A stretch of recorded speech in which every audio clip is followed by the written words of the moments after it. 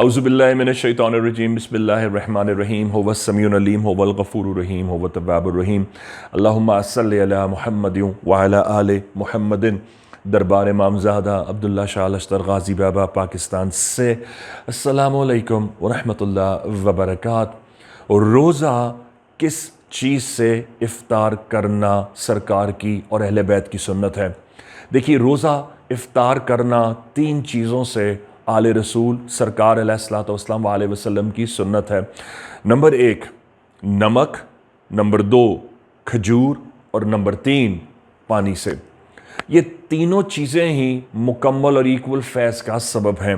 یہ سیگمنٹ خاص طور پر دربار امامزادہ سے اس لیے ہدیہ کیا کہ وقت کے ساتھ ساتھ ہم روزے کی روح سے جو محروم ہوتے جا رہے ہیں اور ہم صرف روزہ بھوکا رہنے کا مقصد حاصل کر رہے ہیں، نہ کہ اللہ کی رضا کے لیے۔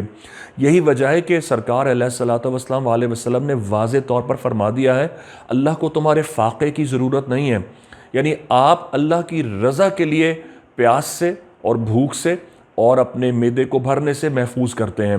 لہٰذا اس بھوکے رہنے میں اللہ کی رضا، اس کے انوار اور اس کی جو رحمتیں اترتی ہیں، آپ اس کو وصول نہیں کر سکیں گے اگر آپ بے وقوفوں کی طرح، پاگلوں کی طرح، اندھوں کی طرح اور بھوکوں کی طرح افطار کی طرف لپکیں گے۔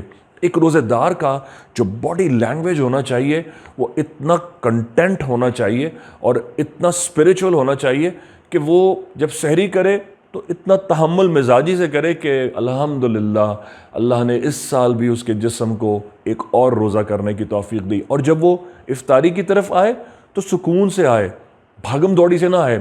ہارن پہ ہاتھ رکھ کے زور سے ہارن اور ٹی ٹی ٹی ٹی سارے جہان کے رستے ہٹاتا ہوا اور بھاگتا ہوا، رال بہہ رہی ہے اور بال اڑے ہوئے اور پاگلوں کی طرح بھاگ رہا ہے کہ جیسے اگر وہ روزہ نہیں کرے گا، افطار نہیں کرے گا تو نعوذ باللہ اس کے ساتھ گناہ کبیرہ سرزد ہو جائے گا۔ اتنی نیکی تو آپ کو اللہ کی ساری دی ہوئی زندگی میں عام لمحات میں کرنی چاہیے۔ عام زندگی میں تو آپ نیکی کرنے میں اتنی جلدی نہیں کرتے، جب روزہ افطار ہونے کا ٹائم آتا ہے تو آپ پاگلوں کی طرح بھاگتے ہیں۔ کیا صرف سرکار کی یہی ایک سنت رہ گئی ہے؟ تحمل مزاجی سے۔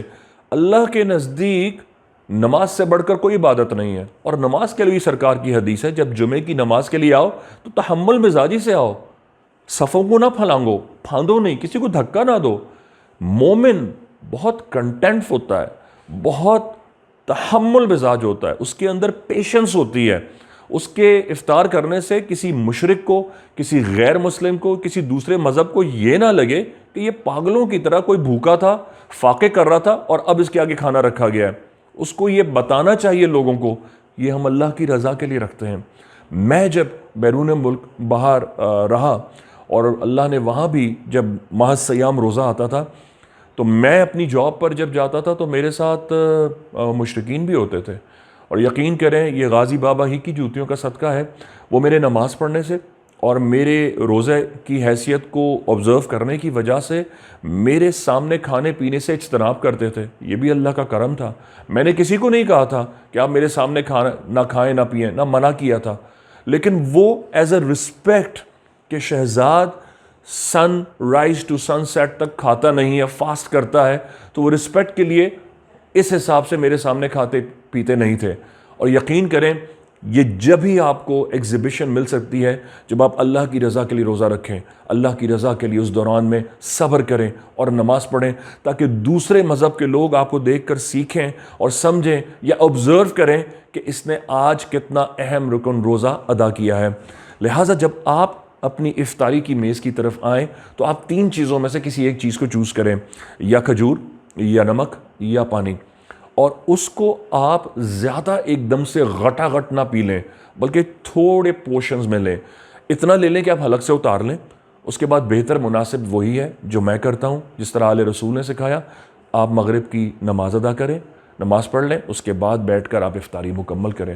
لوگ افطاری کی میز پر بیٹھ کر اتنا افطار سے سیر ہونے لگتے ہیں کہ اس کے بعد نماز پر یا تو اٹھتے ہیں تو بے دلی سے اٹھتے ہیں، جیسا کہ بھاری پیٹ سے اٹھیں، اللہ کے لیے فاقہ کیا تھا اور آج ان کا فاقہ کھلا ہے۔ گویا اللہ کی جو رضا کی روح ہے وہ مسجد سے رخصت ہو جاتی ہے، اور روزہ فاقے کا نام نہیں ہے، روزہ بھوکے ہونے کا نام نہیں ہے، روزہ ریس سے ہے، اور رے سے اور رضا ہے، اور یہ رضا الہی کا معاملہ ہے۔ اس کو سیر ہو کر نہیں، اس کو صبر اور تحمل سے اللہ کی رضا سمجھ کر حاصل کیجئے کہ اللہ پاک امام زمانہ کا ظہور فرمائے۔ بحق غازی یا غازی۔